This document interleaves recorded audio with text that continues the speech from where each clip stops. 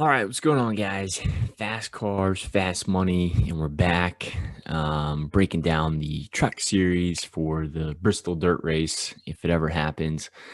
It was supposed to be Saturday night, and then it got delayed and pushed to Sunday night, and then word came out. I'm recording this as of Sunday morning, but word recently just came out that they're pushing all of the activities that they had planned today to Monday. So the truck race is supposed to happen Monday at 12 Eastern time.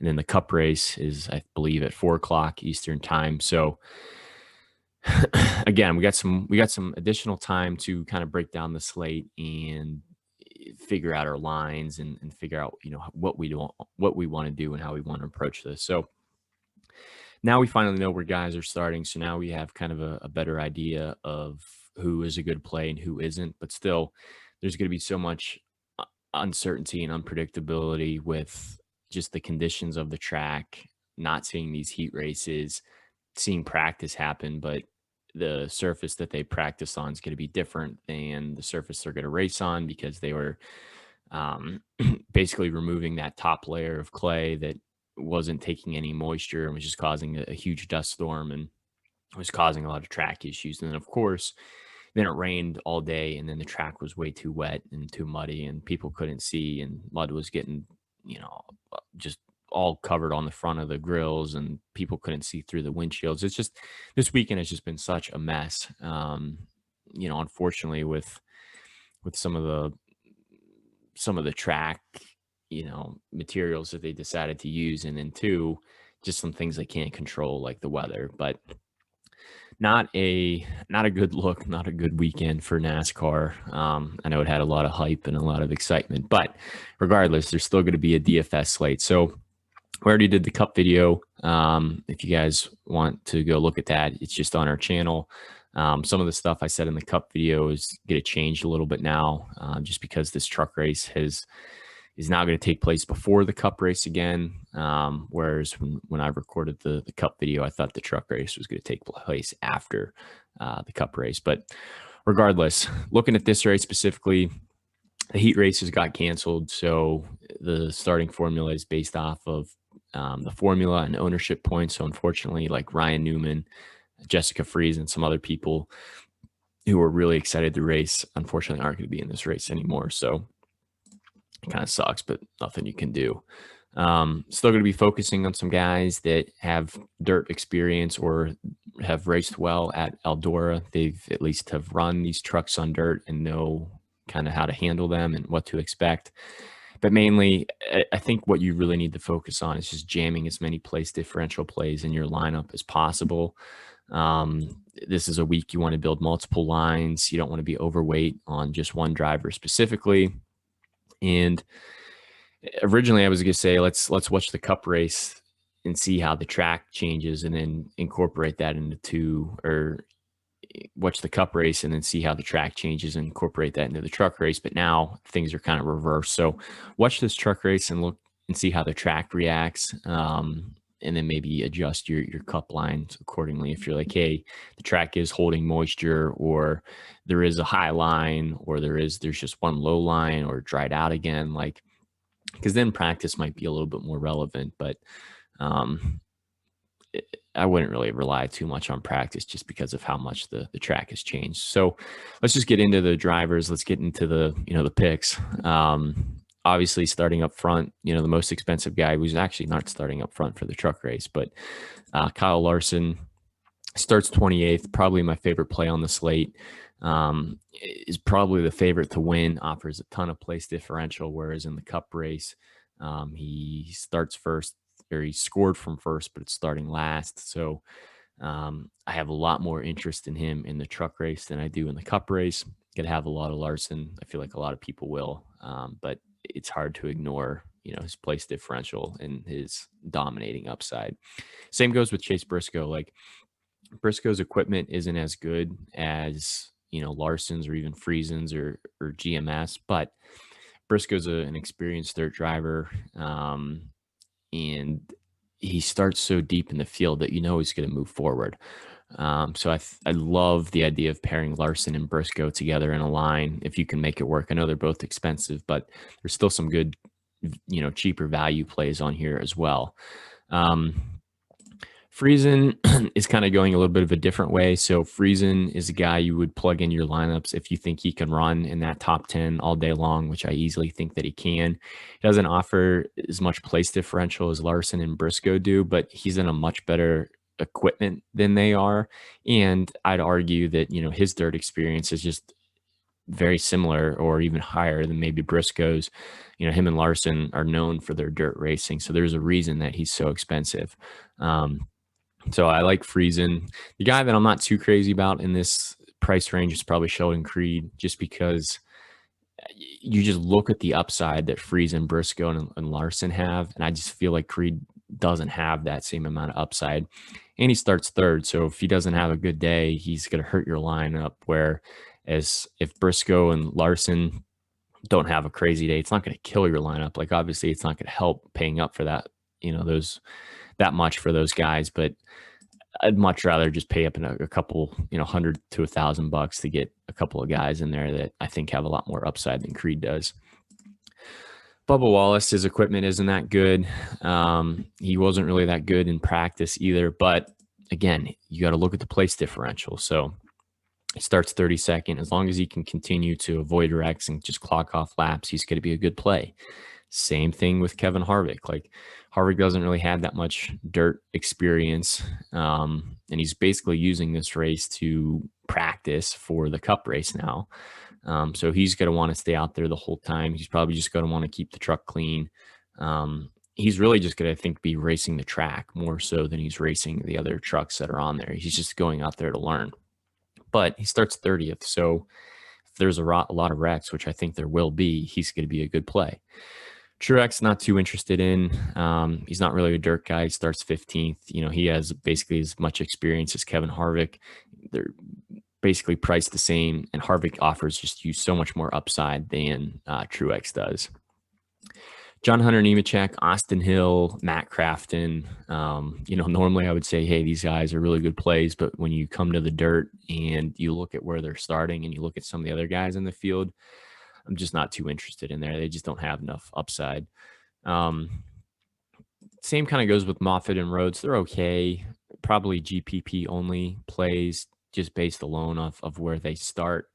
But they could work out. It's just you need them to finish in the top 10, which isn't guaranteed with how much of a wreck fest we believe this is going to be. Grant Infinger is a guy who I'm interested in. He has raced pretty well at Eldora, the dirt races in the past that these trucks have been running. He should be able to run top 10. I have more confidence in Infinger finishing in the top 10 than I do with a Brett Moffitt or Ben Rhodes. And he's a little bit cheaper. He starts a little bit higher up, so he might not be as high owned, but he could be a little bit of a sneaky play to kind of jam in your lineups along with some of these really attractive place differential plays.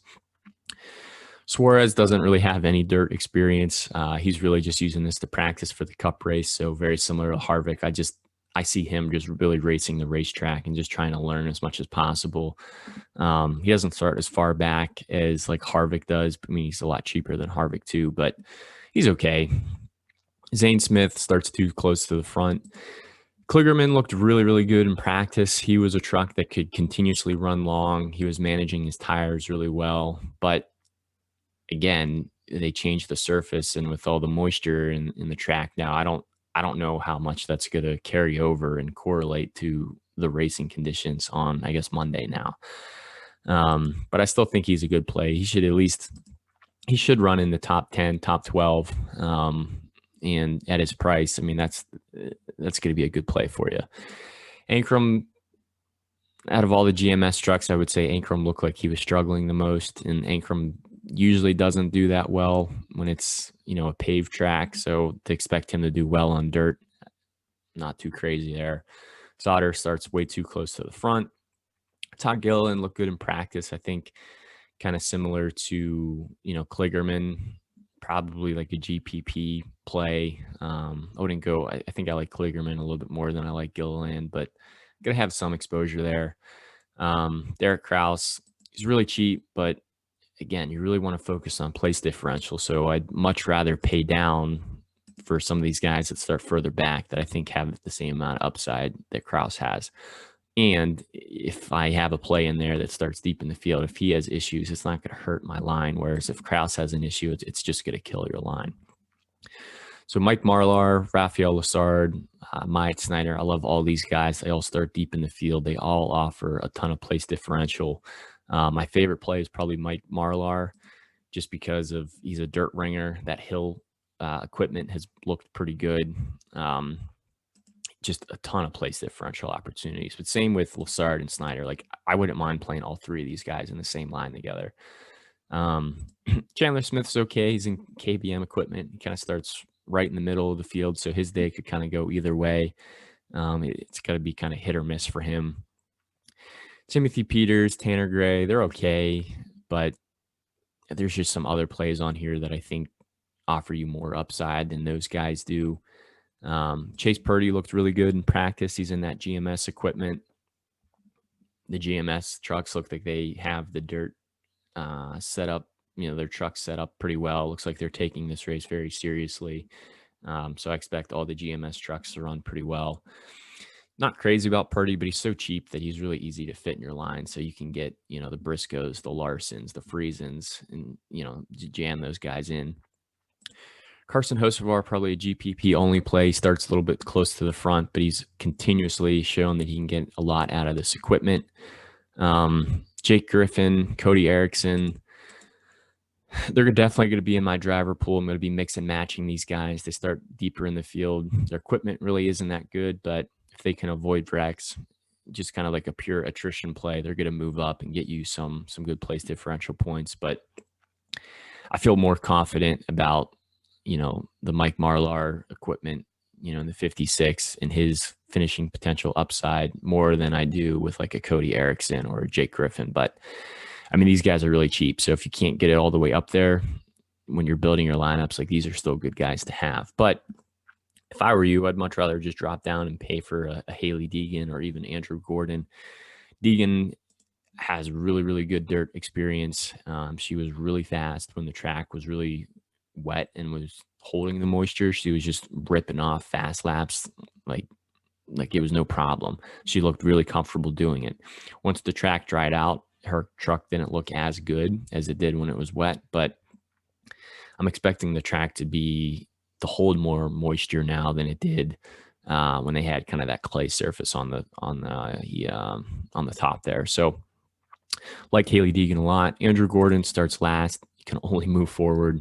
Expecting a lot of wrecks. It's really cheap. You don't need a lot out of him. You just want guys to wreck out. And every time a guy wrecks out, he's going to be moving forward one spot. Austin Wayne Self, not too crazy about. Starts a little bit too close to the front of the field. Same with Truex.